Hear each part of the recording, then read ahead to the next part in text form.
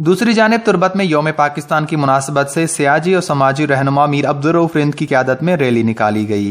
Rally میں سابق senator میر محمد علی رند، میر زبیر رند شریک تھے۔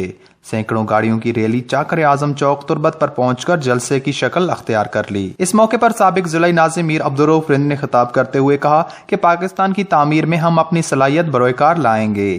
خوشحال ترقی یافتہ اور پرامن بلوچستان پاکستان کی ضمانت ہے۔ آج کا دن یکجہتی اور اتحاد کا درس دیتا ہے۔